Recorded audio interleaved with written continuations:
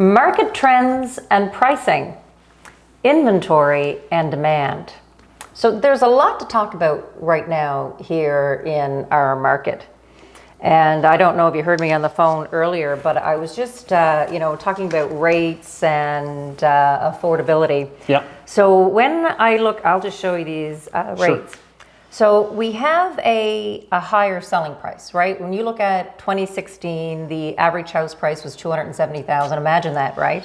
In 2024, we ended up at $560,000. But look how interesting this is.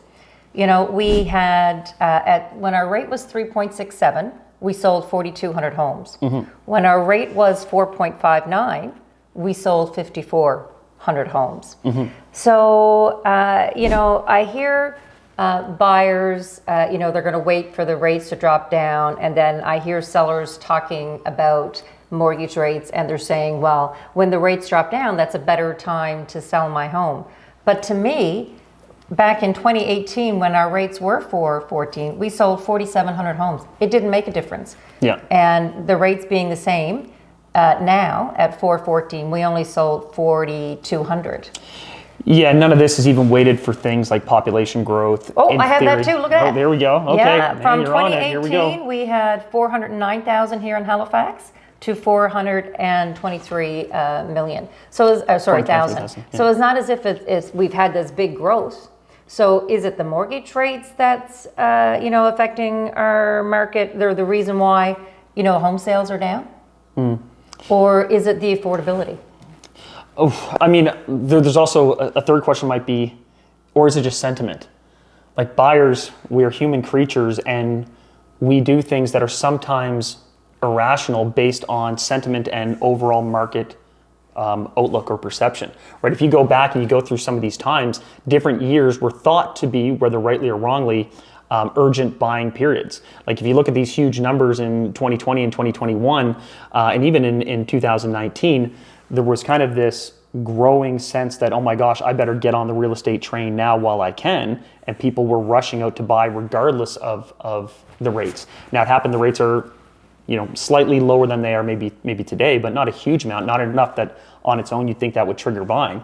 And then you had similar things when, earlier periods, maybe like 2012, I don't know if you remember back then, right? Yeah, should start here. Oh, the economy is exploding, now's the time you have to buy. So some of these things, which are hard to quantify, they're led by just the sentiment of the buyer, right? And that's why this year's going to be hard to read, because depending on who you ask, there's a lot of reasons to think we're in a little bit of a recession. You combine that with rates that are being stubbornly sticky. They're not coming down maybe as much as people think.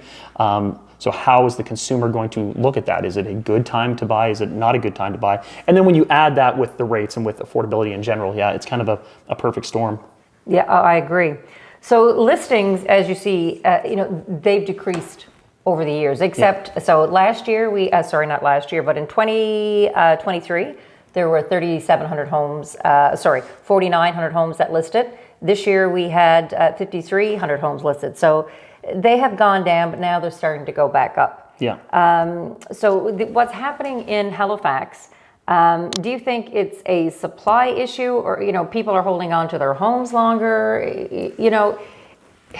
Yeah, I think what do you think? Yeah, I think there's definitely a supply issue for sure, but I think the bigger issue is that people are holding onto their homes longer. Yeah. I think demographically, like a lot of the folks that haven't sold maybe over the last, I think you've covered 9 or 10 years here, a lot of those people that would be potential sellers, maybe empty nesters, have decided to stay in their homes longer for all kinds of reasons.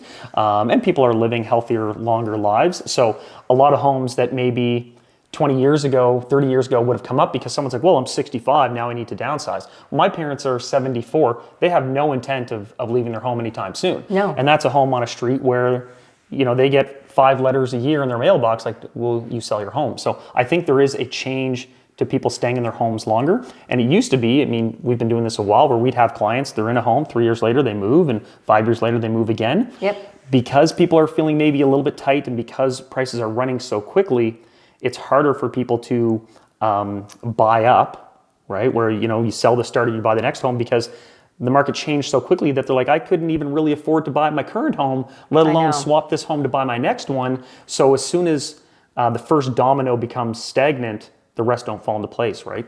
So yeah, it's if you look at these numbers, I mean, we started 2016. 8,000 homes, then 7,700 homes, then 74, then 7,000, then 6,900, then 6,300, then 5,700, then 5,000. I know. Like that's over a period of 8 years, and that has as much to do with the affordability as anything else: rates, population, just lack of inventory. So apart from the stats, so we're what now, January the 9th. What have you been seeing in the market since November to now? Well, this is going to throw all of this out the door, depending on which thing we're talking about. But I found it very busy. Yeah. Like people seem to be enthused. I thought that we would have this sort of balancing between rates coming down, but people also feeling kind of broke, right? Where it doesn't matter how low the rate is. If I don't feel good about my month-to-month expenses, if I don't have the down payment, if I'm not comfortable with my increase in mortgage to buy a bigger home, like I'm not going to move. But yet here we are, and I don't know. First-time home buyers seem to be buying. Inventory that maybe sat through the summer and fall is now seeming to move. So oddly, it's been a more bullish start to the year than I expected. I don't know what are you seeing? Last year, January, I mean, we were dead. It was the first time I didn't have a sale since, I think it was 2012. It was crazy. Yeah. But, you're talking about homes being on the market. And, when you see a home now sitting on the market for more than 3 months, and let's say it's under 600,000, what's going through your mind? Well, I think it just underscores for me how we're kind of breaking our market down into subsections again. For a while, when everything was trending upward, it was just all sort of floating up together, whether it was first time home buyer market versus luxury versus new construction, resale, condo, whatever it was all going up together. Mm-hmm. So every price point was acting fairly similar. The last 12 months, but especially the last 6 months, different subsections of the market are performing very differently. So under 600, when I see that sitting, that's very curious and perhaps a bit concerning to me. But then when I see the stuff over 600 sitting, that to me is becoming a bit more commonplace. Like I'm seeing a lot of stuff above 600 just sit there and then take significant price reductions either on their listing or on the sale, reducing quite a bit. Conversely, I'm still seeing stuff, say around 400, trade up into the 430, 450 range routinely. So I'm really, when I see these things and things sitting, it's just reminding me that we need to compartmentalize different parts of our market and treat different parts of the market differently because they're performing differently.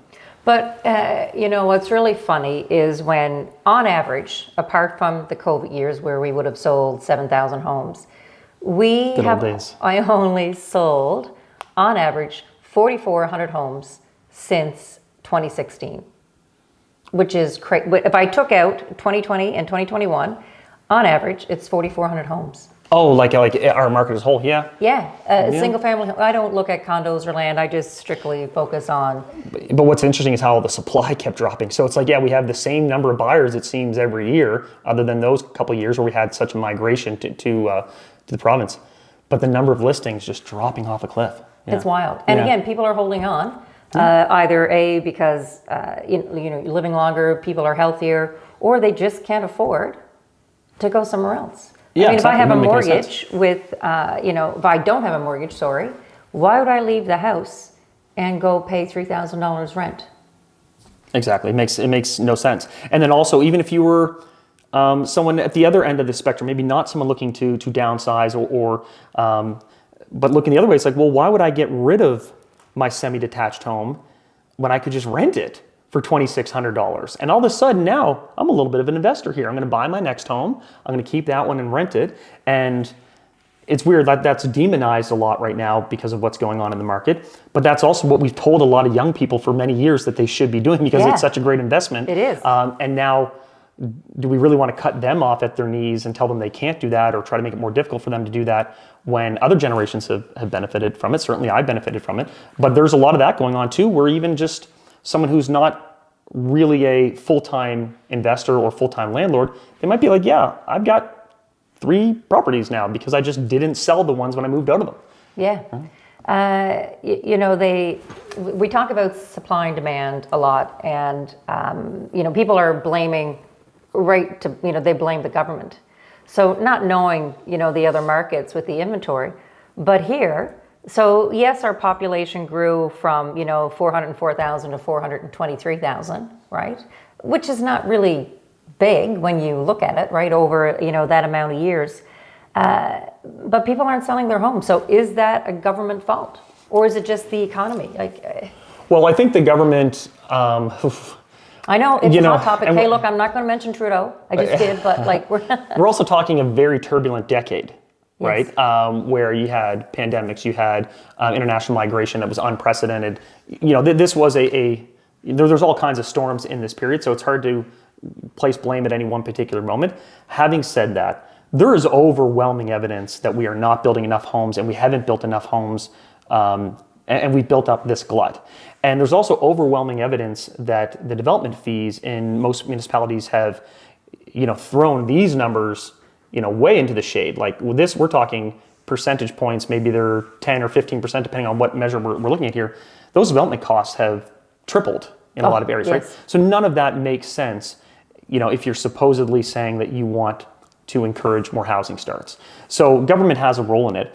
I think also the Bank of Canada has a role in it, and CMHC has a role in it, and they're doing some good things now to their credit.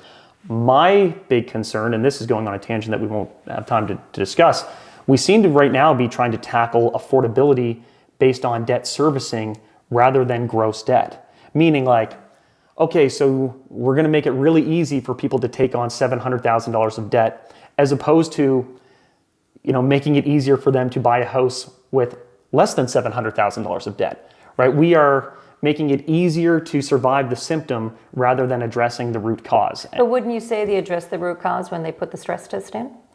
Well, the stress test, I think, was a necessary measure, but the problem is, we're going to get down a labyrinth.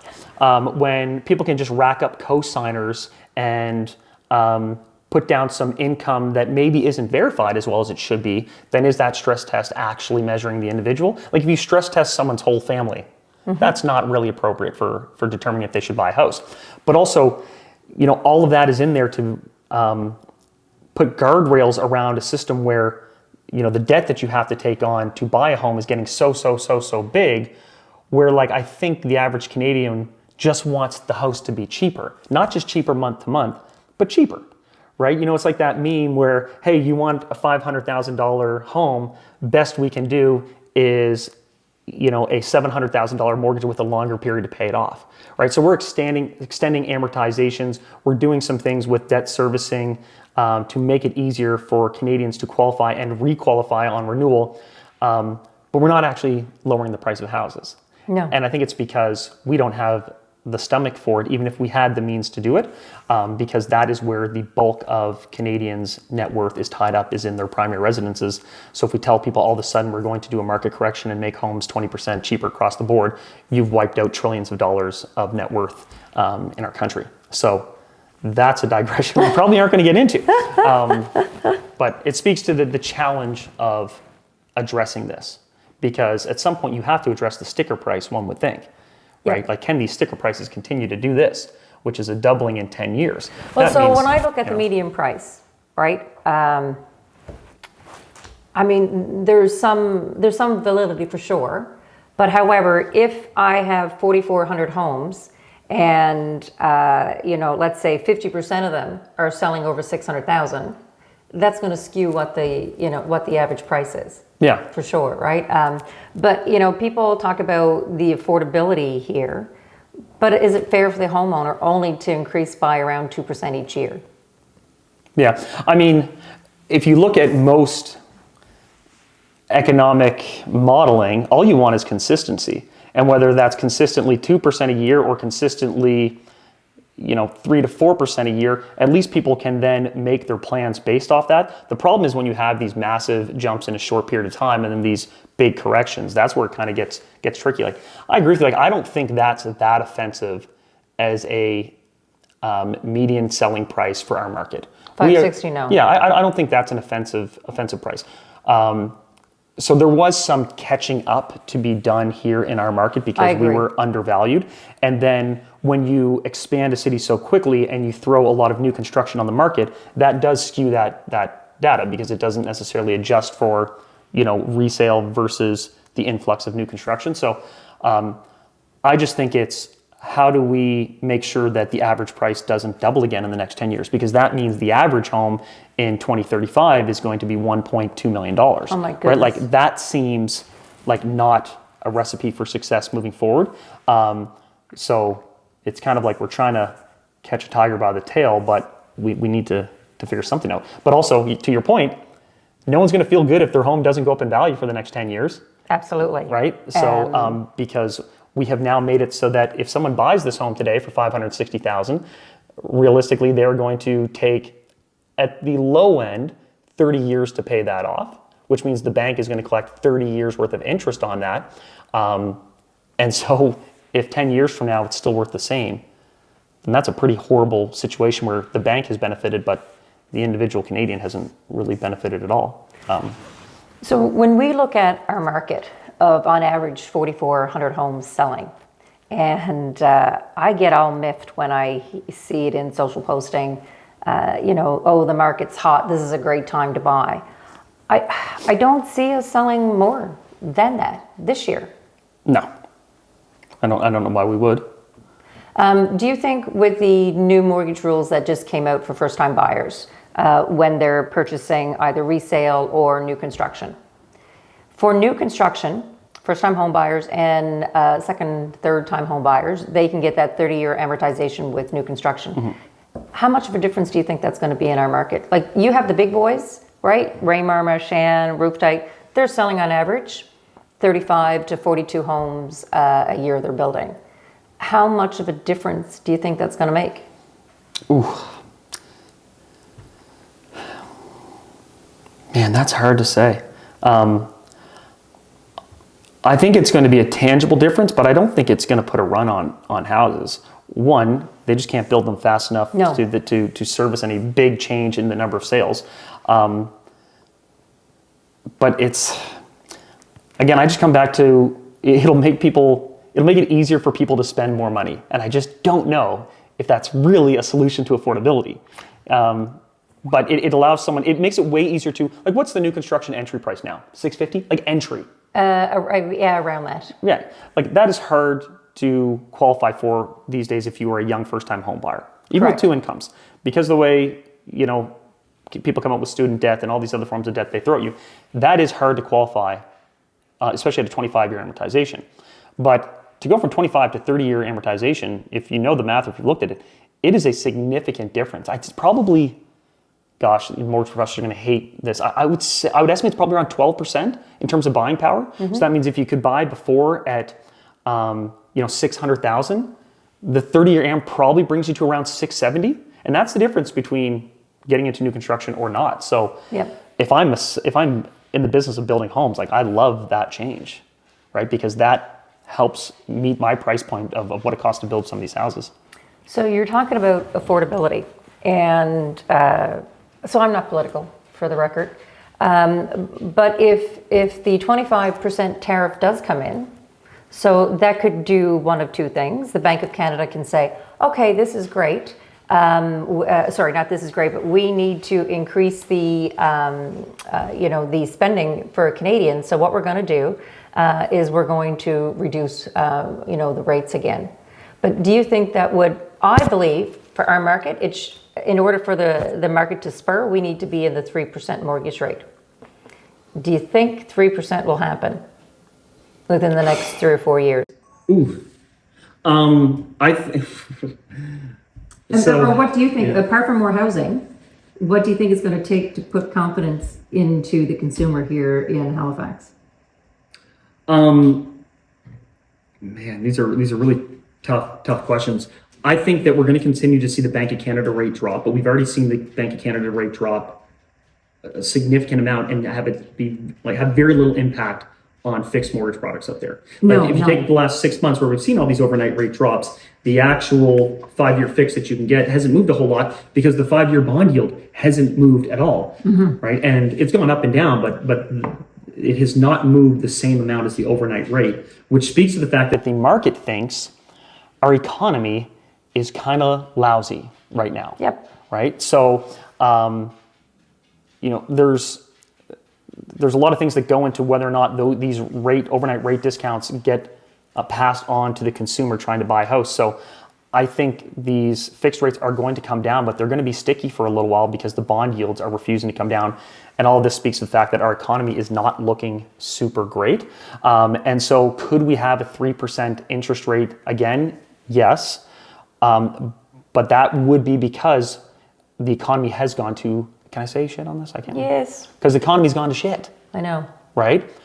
We've had 3% rates at different times in the last 15 years. Like I remember, 3.19, 3.39, 3.4. Like I remember those. And I think it's likely that we'll end up somewhere in the upper threes again in the not too distant future. But anything like sub 3, those are for periods where something very bad has happened. And everyone has recency bias. People remember the great rate. They forget the international shutdown and no one being able to go to work that coincided and caused that rate. So maybe we'll have a rate of 3% again, but that would be because we are in a massive recession.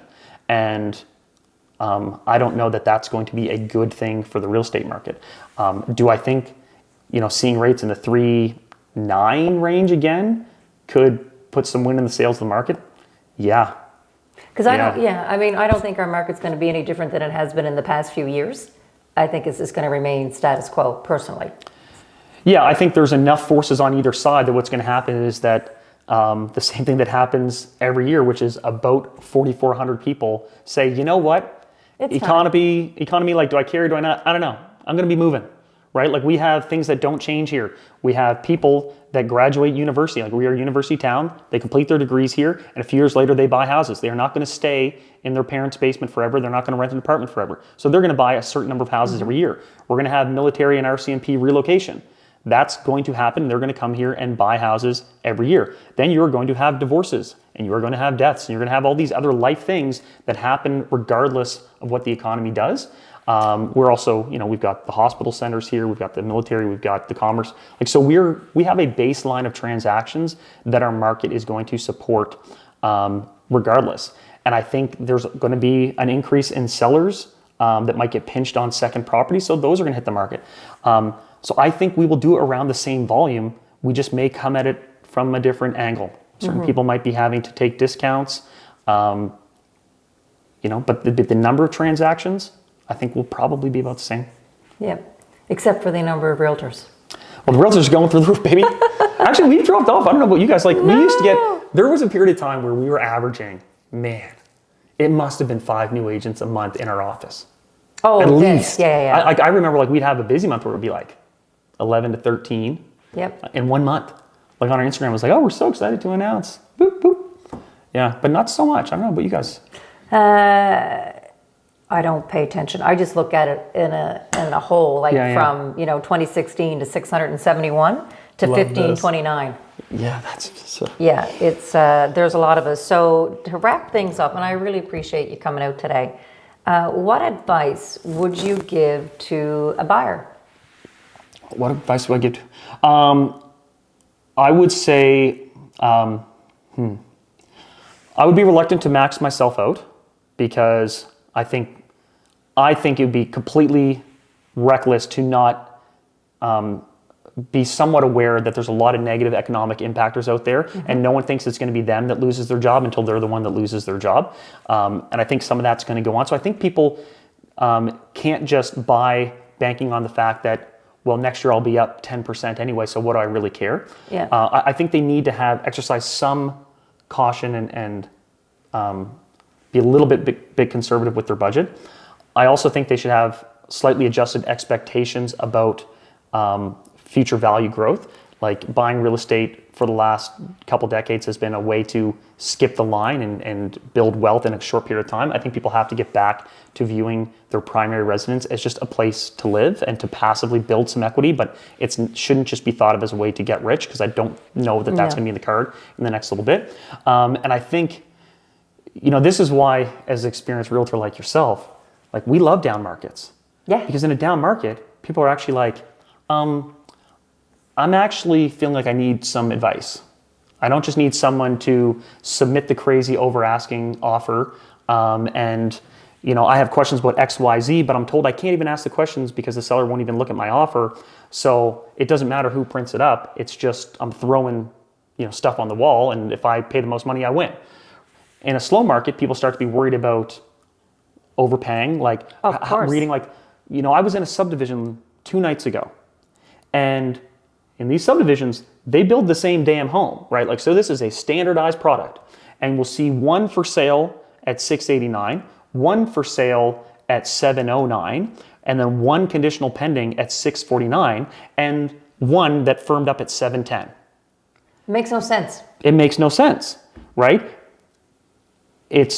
So then as a buyer, you're like, oh my gosh, I know I don't want to be the one who pays the $709 when there's a $649 conditional, and how do I feel about buying into this area where it seems like a lot of people are selling and that there's been at least price stagnation, if not a little pullback? I need some advice on that. And what might this look like in 5 years? Or even if I'm opportunistic, how do I take advantage of what seems like could be a bit of a buying opportunity here?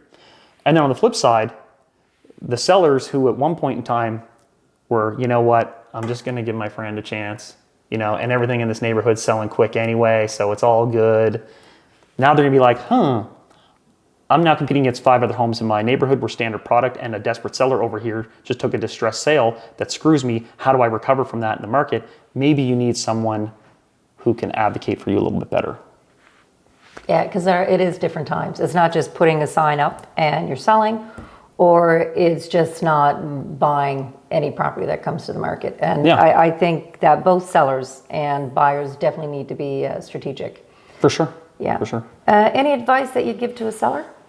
Well, I think it's kind of just the same side of the other coin. Like, you have to be a little bit more careful because it's going to be easier in the next little bit to become stigmatized. It used to be the fact that the average days on market was 97 days. Yep. So you didn't have any concern if you didn't sell in 3 months. Now we're going to go through this period where the buyer is going to be very confused when they see some homes still selling in the first week and then see another home on the market 54 days in and think, oh my gosh, something wrong that with 54 days must be, there must be something wrong with that home. So that means you're in a precarious situation as a seller with your pricing strategy, with how you communicate your value to the buyer, and how you might have to navigate things like fallen deals, days on market. What is the strategy for when the home doesn't sell in the first 7 days? Because inevitably, there's going to be a lot of that this year. And what happens when the person listing down the street, just lost their job, they're splitting up, they're desperate, and they undercut you by 50 grand? How do you navigate that? These are going to be questions that are going to be asked in 2025. Right. It doesn't matter, for a seller, it doesn't matter what's active. You're going to get an offer based on what's sold. Yeah. At the 100%. End of the day. And that's what I consistently look at. And what happened in COVID, you're not going to get the same. No. So your pricing strategy, can you still rely on pricing low and running it through the roof because you're going to have 7 offers? It's like, maybe not. Again, it depends what your price point. Like, oh, my friend did this and that. So, well, that neighborhood is 6 kilometers away and, totally different demographic. Yeah. And you've got to compartmentalize a little bit and know someone that understands the nuance of the market. Absolutely. Well, you're the best. And I totally appreciate. No, I don't like buttering me up here. No, I'm not. I appreciate you coming out because you do have some great perspective on things, and we should do this more often. Totally. I love to talk. If you want to join the Pike team, Noted. We could take you. Come on. Noted. All right. Well, thank you so much for joining us today. All right.